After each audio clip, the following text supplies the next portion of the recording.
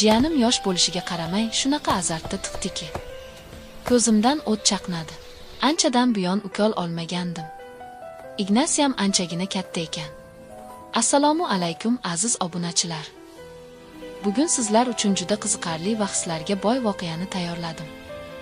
Marhamat, videoni oxirigacha tomosha qiling va fikrlaringizni qoldirishni unutmang.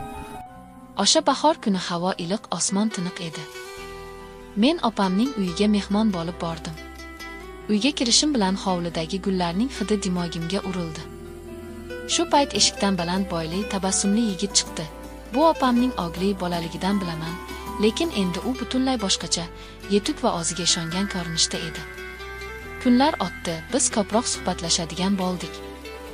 Har kuni birga choy ichish, hovlida kechki shamolda gaplashish odatimizga aylandi. U gapirganida ovozidagi muloyimlik va ko'zlaridagi joziba yuragimni tez urdirar edi. Bir kuni yomg'irli kechada elektr o'chib qoldi. Biz sham yoqib oshxonada yonma-yon o'tirdik. Uning qo'llari tasodifan mening qo'limga tegib ketdi va shu lahzada yuragimdan issiqlik taraldi. U sekin: "Bilasanmi, men seni boshqacha his qilayapman", dedi. Shu so'zlardan keyin ichimda to'lqinlar uyg'ondi. Men ham ko'zimni olib qochmay. Men ham. Lekin bu juda galati, dedim.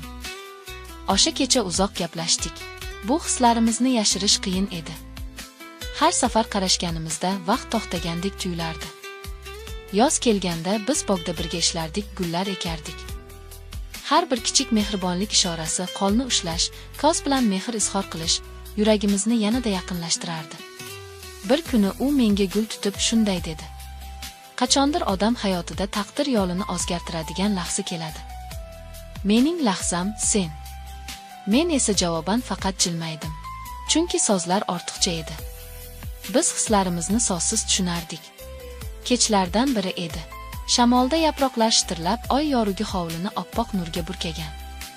Biz ikki kishi ayvonda o'tirib choy ichardik. U jim qarab turardi, go'yo biror narsani aytishga jur'at toplayotgandek. Birdan u choy piyolamni qo'limdan olib qo'ydi. Yuragim tez ura boshladi. "Bilasanmi, seni ko'rganimda butun dunyo jim bo'lib qoladi", dedi u past ovozda. Men bir lahza jim qoldim. Ko'zlarimiz tutashdi. Shu qarashlarda shunchalik ko'p his bor ediki, gapirishga hojat yo'q edi. U asta-sekin yaqinlashdi. Nafasi yuzimga urildi, yuragim qinidan chiqib ketadigandek bo'ldi. O'sha damda butun atrof xiralashdi, faqat u va men qoldik. Sham yoqilgan xona ichida biz uzoq suhbatlashdik, oramizdagi masofa tobora qisqarar, har bir so'zimiz yanada chuqurroq ma'noga ega bo'lar edi. U qo'llarimni tutib, barmoqlarimni asta siladi. Bu oddiy teginish emas edi, bu yurakdan kelgan iliqlik edi. "Men seni hech kimga o'xshatolmayman", dedi u ko'zlarimga qarab. Men esa yuragim titrab, faqat shivirlashga ulgurdim. "Men ham seni." O'sha kecha bizning suhbatlarimiz juda uzoq davom etdi. Har bir qarashimiz, har bir kulgimiz, hatto sukutimiz ham o'ziga xos ehtiros bilan to'la edi. Tashqarida yomg'ir tomchilari derazaga urilib, bizning hislarimizga go'yo ohang bo'layotgandek edi. Biz bir-birimizni so'zsiz tushunardik va bilardikki, bu tuyg'ular endi hech qachon yo'qolmaydi. Ertasi kuni tongda uyg'onsam, deraza ortida quyoshning oltin nurlari butun xonani yorug' qilar, qushlar esa tinmay sayrardi. Kechagi voqealarni eslab, yuragimda iliq bir his uyg'ondi. Kechga yaqin u meni yana bog'ga chaqirdi. Hovli tinch, shabada mayin esar, gullar orasidan yengil hid taralardi. Biz gulzorga o'tirdik. U qo'lida kichkina quticha olib kelgan edi. "Bu sendan hech qachon uzoqlashmasligimning ramzi", dedi u qutini ochib. Ichida kichkina kumush uzuk bor edi. Men hayrat va hayajondan jim qoldim. Uzukni barmog'imga taqqanda qo'llarimiz uzoq vaqt ajralmay turdi. Shu payt uning qarashlarida bir chaqnash paydo bo'ldi. U ichki tuyg'ularini yashirmasdi. Biz asta-sekin hovlining chetidagi eski supaga bordik. O'tirganimizda u sochlarimni orqaga surib yuzimga qaradi. Uning qo'llari issiq edi, bu issiqlik yuragimdan joy oldi. "Sen mening eng katta orzum ekansan", dedi u. Shu damda tashqarida shamol kuchayib, yaproqlar shitirladi.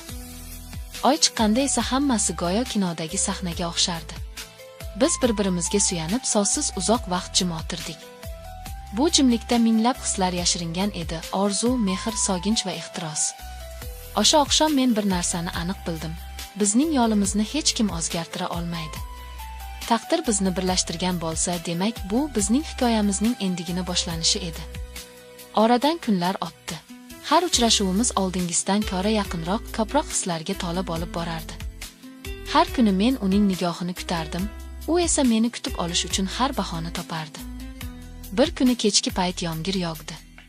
Uy ichida chiroqlar ochdi, faqat sham yorug'i xonaga mayin nurlar sochardi. Biz stol atrofida o'tirib iliq choy ichardik. Shamning miltillagan yorug'i uning yuzida o'ynar, ko'zlarida esa men ilgari hech ko'rmagan iliqlik chaqnardi.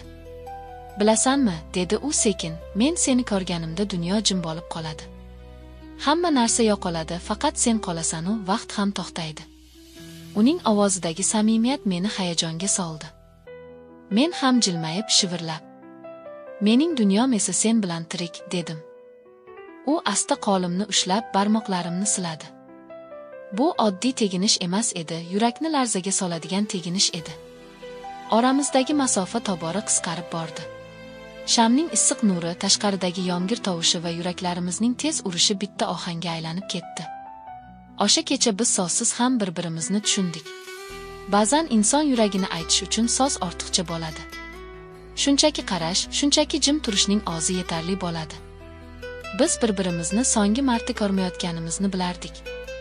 Bu hikoya endigina boshlanayotganini ham.